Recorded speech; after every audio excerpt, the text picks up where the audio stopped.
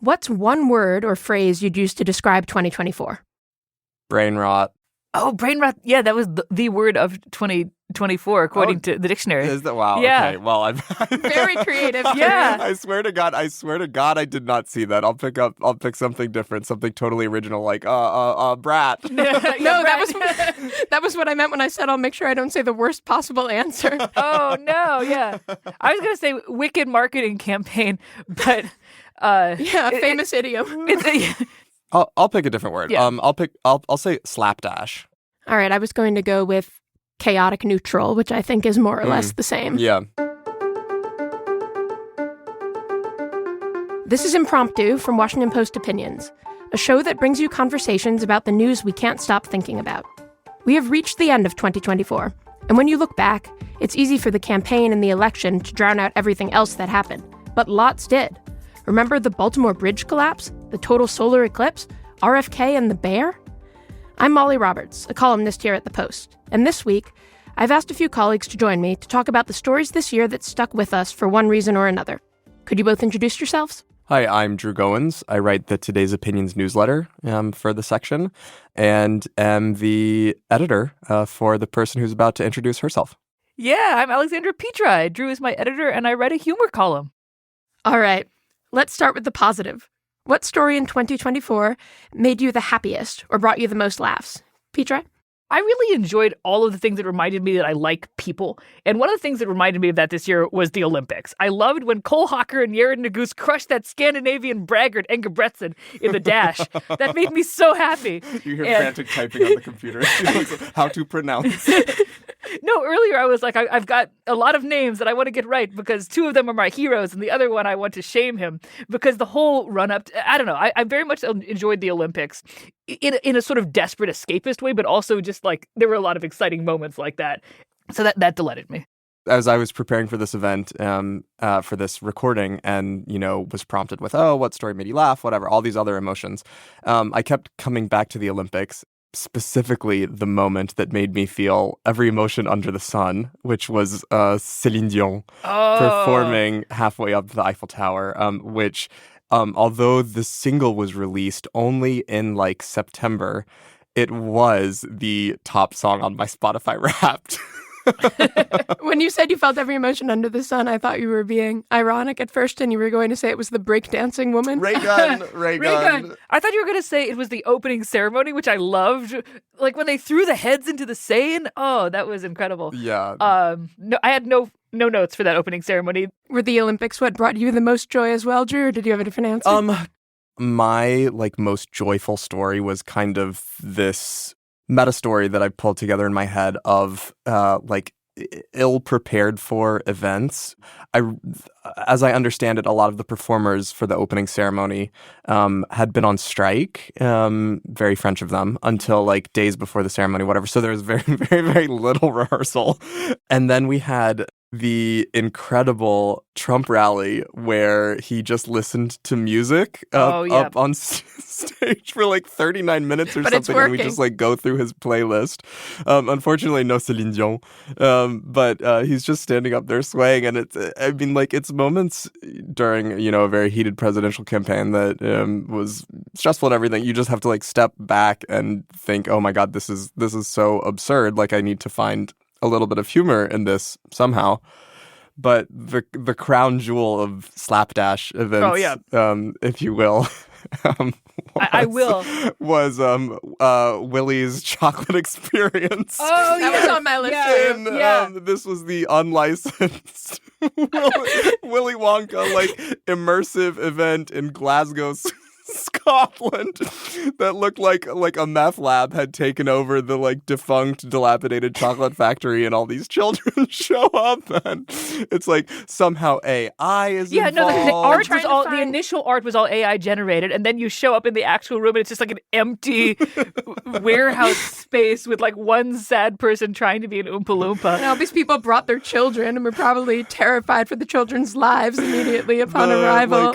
Apparently AI wrote the entire entire script, as it were, of this event, which included a character who does not appear in the Roald Dahl original text called the Unknown, who's just wearing like a scary like monster face, and like he kind of crawls out from behind the Oompa Loompa, and all these children run screaming, and there's not even any candy for them to cry into. I have managed to pull up some of the highlights from the promotional material, also AI generated. A paradise of sweet teats. I remember that specifically. That's a little racy, but we'll go on.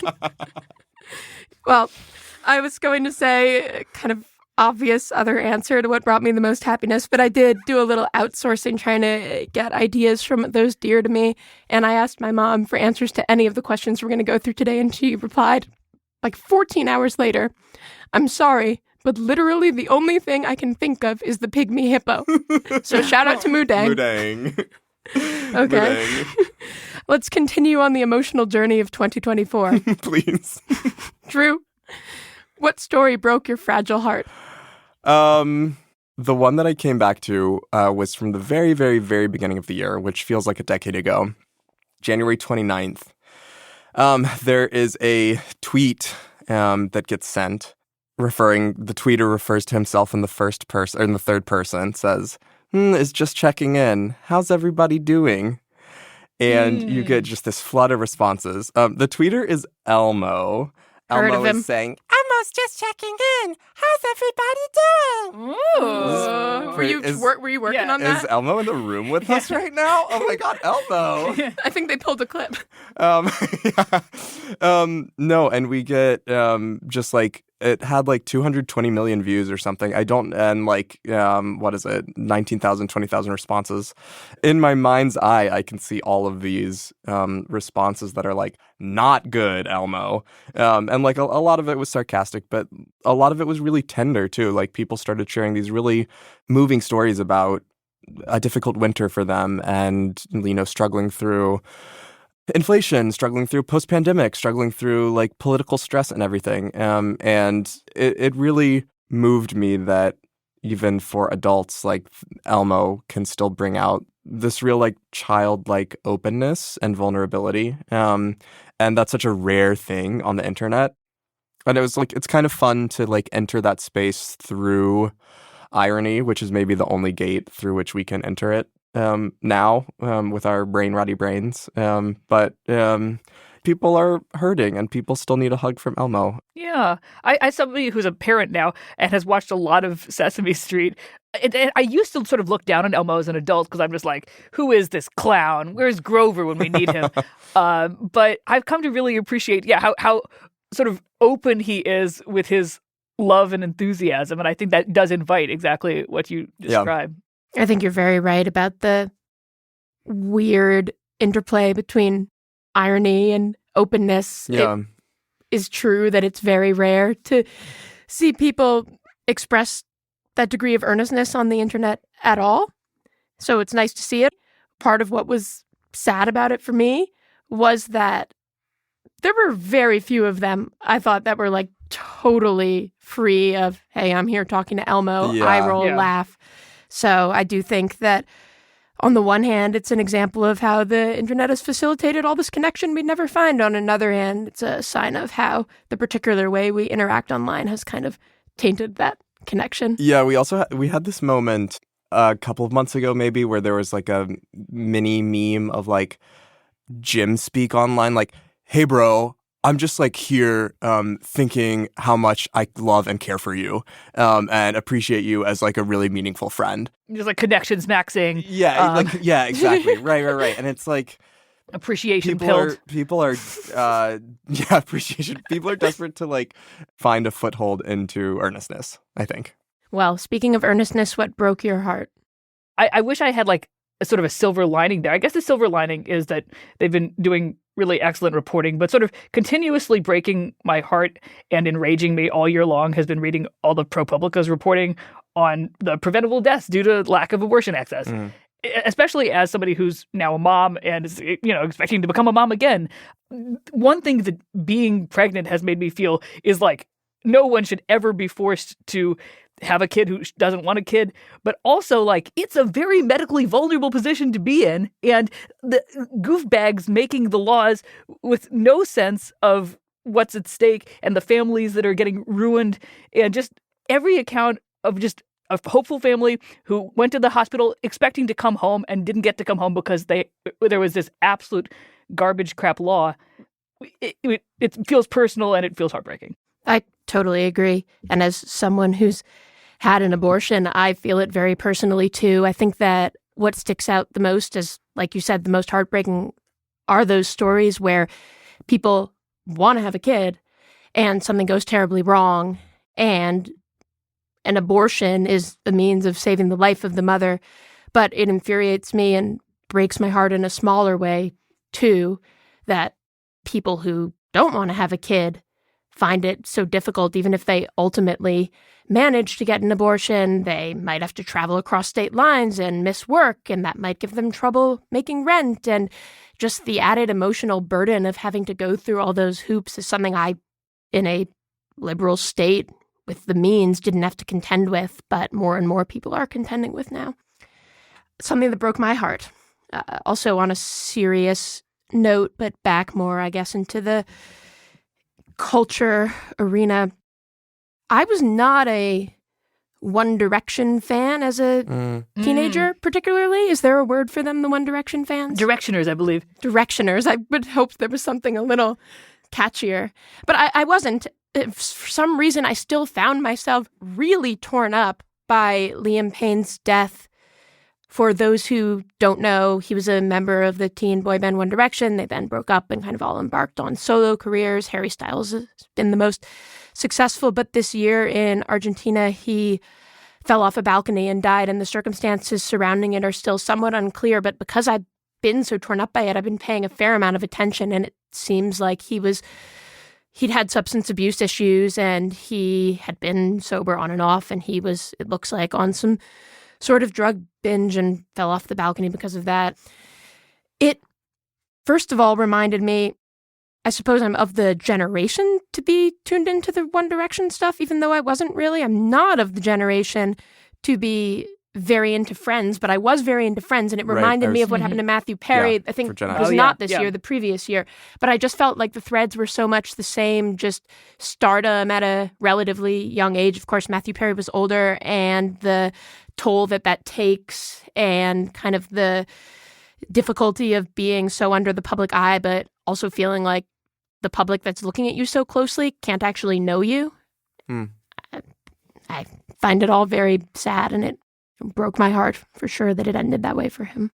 Yeah, and I'm totally with you. One of the things that I found particularly upsetting was some of the reporting right around his death from tabloid sites and stuff that published photos of his body at the start, which feels like even in death, this awful, like, need to be so known, right? Feeling that pressure of, your reputation is such this parasocial one that people are so curious about you that, it extends to this morbid curiosity of a gossip site, assuming that people will want to see your dead body, right? Yeah, and I think some people at least, kind of felt entitled to that, which is very messed up. Right. But it's exactly that kind of thinking that makes it so hard for people to live happily and healthily in that degree of public scrutiny. Yeah. All right, after the break, we're going to get to whether anything brought us hope in 2024, even though that may seem like a lot to ask for, and what kind of energy we're bringing into next year.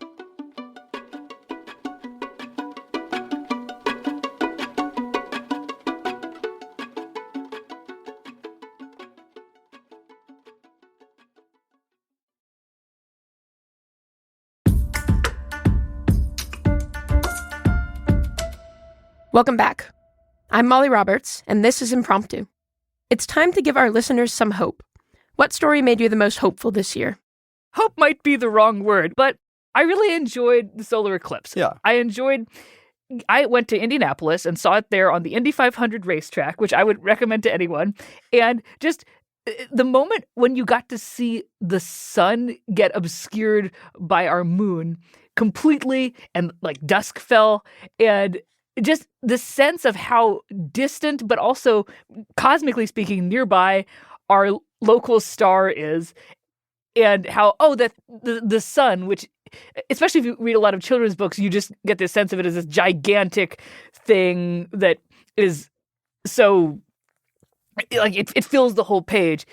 It's bright yellow. It has little sunglasses sometimes, and it's just like a star. It's just our local star, and we've been orbiting it, and it made me feel very small and very like, oh, we're just hanging out in space. So it made me feel very tender towards our sun and towards our planet, and somewhat hostile towards all the people who are like, we can just go to Mars. Don't worry about it. We'll just go to Mars. No, we have a nice thing going here. Let's stick here with our sun. Let's stay orbiting at the same distance. I don't know, it was nice to be reminded of sort of how cosmically vulnerable we are.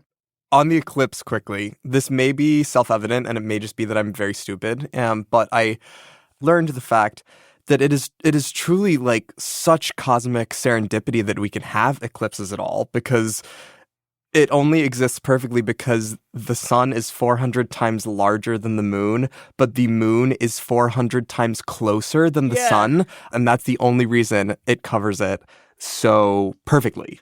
And you can still see like the ring around it. Otherwise, if it were smaller, whatever, relative to distance, like it would pass across the sun and you wouldn't notice it at all because there'd be so much sunlight still. We'd never have a, total eclipse.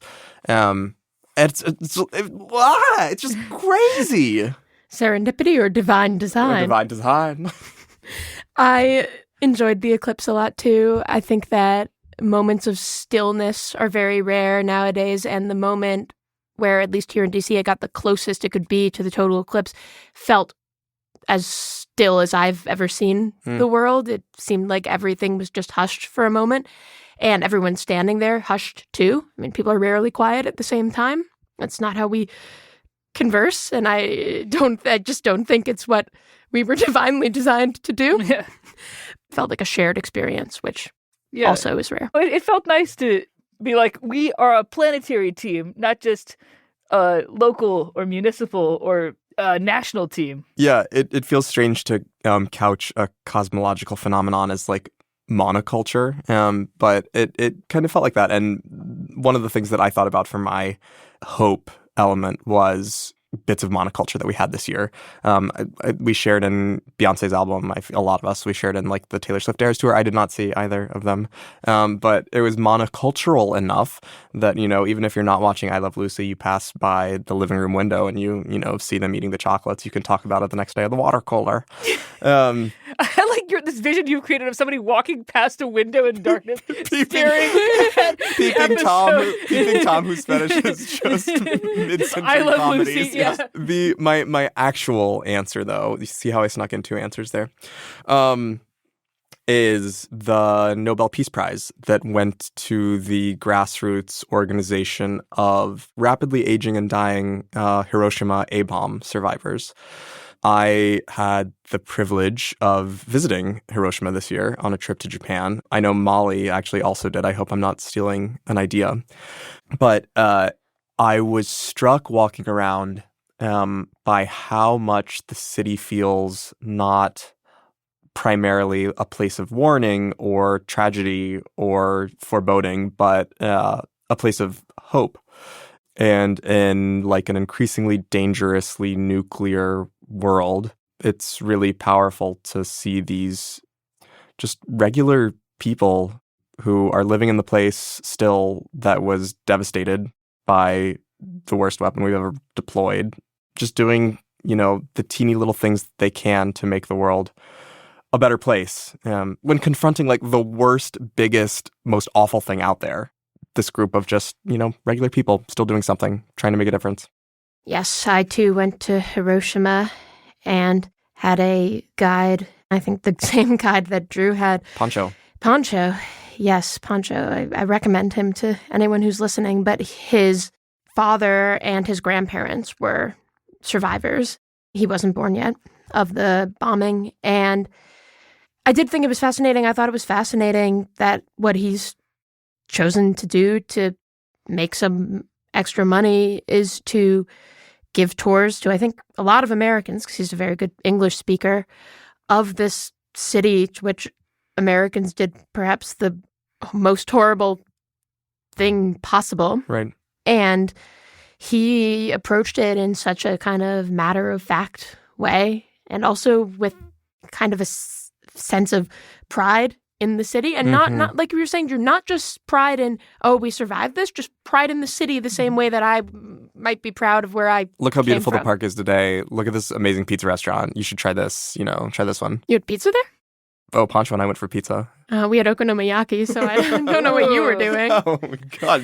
Dang it. But I also thought, along the same lines, I didn't know to what extent peace is part of the curriculum for Japanese school children, but apparently it is. They have peace class. Yes, I just think perhaps we could all do with peace class. I know that's a little trite, but I do think it's real. I think, of course, it's useful to learn history generally, but I think learning it with a kind of greater mission or value in mind is worthwhile. Although the thing that brought me the most hope this year was seeing everybody holding space with the lyrics of Defying Gravity. You can't see right now, but I am holding a single nail on Molly's hand across the table. It's hard. I bite them to oblivion. That's a reference for the real brain for the rotters out there. Yeah. It's unfortunate. I have so much stuff on this list that I haven't gotten to. It was a big year. Can we do a speed round? Yeah. Yeah. We could do a speed run. I was going to say that what this reminds me of my chaotic neutral list is, did you know that Fall Out Boy did a remix of We Didn't Start the Fire? Yes. He did one for there were some unfortunate rhymes in there, I feel. Yes, I have some. I don't even think it was this year, but this year could easily be made into a song like this. Theirs is like the decade, the century. Oh, okay, it's the century. No, but it's the century. So this is not you summarizing Yeah, the so he lyric. goes SSRI's Prince and the Queen die, and then there's ISIS, LeBron James, Shinzo Abe blown away. I'll stop there. Yeah. You don't need to hear Oklahoma City bomb Kurt Cobain Pokemon. Oh my God. Okay, I'm gonna do a rose, thorn, and bud. Okay. Did I ask? This is how I'm framing the lightning round. Thorn is FDA rejecting MDMA as a potential treatment for PTSD on the grounds that you couldn't double-blind the trial. I'm sorry, if you have been given a dose of ecstasy, you are going to know that you have been given a dose of ecstasy. And there's all this evidence that it does, along with other psychedelics, that it can do incredible work for PTSD sufferers. And I think we're just really, really limiting our horizons. The rose, Costco once again said this year that the price of the hot dog and drink will remain $1.50 until the sun runs out of hydrogen. The hot dog stays like before. Incredible. The economy is alive and roaring. And then the bud, what I'm excited to see develop into something over the years to come is, and look it up if you don't know it, fully conscious Four Seasons baby. Oh, sentient something. Yes. I actually was looking up Who wants to go to the Orlando Four Seasons? Me. You've done so many voices for us today. We're truly blessed. I was thinking Four Seasons Total Landscaping. Oh, no. And I was like, what has happened? So many podcasts ago. Yeah, that's true. Oh, well, I wish I still consumed actual culture that is happening in the present day. I've seen maybe 3 movies this year, and other than that, every night, as per my toddler's request, we watched the 1998 Cats, a number or 2 from this London stage production, and they're great. That cast is stacked. There's not a bad cat in the bunch, and I really appreciate them. There's always someone to see. They're always doing things. They're making faces. They're dynamic kicks. Anyway, highly in favor of this. Sorry, I don't know what happened this year because I've been too busy watching Cats 1998 London. Well, if it makes you feel better, right after Celine Dion at the very top, numbers 2, 3, 4, and 5 on my Spotify Wrapped were 1998 London cast recording of Cats the Musical. You're joking. Of course, I'm joking. Okay. My top 5 songs are all White Noise for Sleeping Baby, and I Am the Sleeping Baby. I'd like to thank you both. This was a lot of fun. It was great to discuss the best cultural moments of 1998. It was a year. But here's to a chaotic good 2025. Here. Thanks, guys. Go team! 2025! Can you do a thanks, Molly, in an Elmo voice? Yeah, thanks, Molly.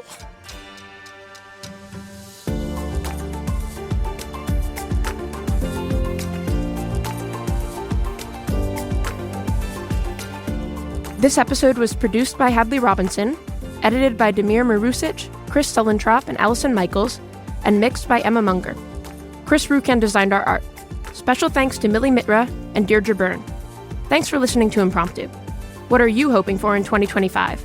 Send us an email at impromptu@washpost.com with your thoughts. Happy New Year! Happy New Year! Happy New Year! Happy New Year! What was that?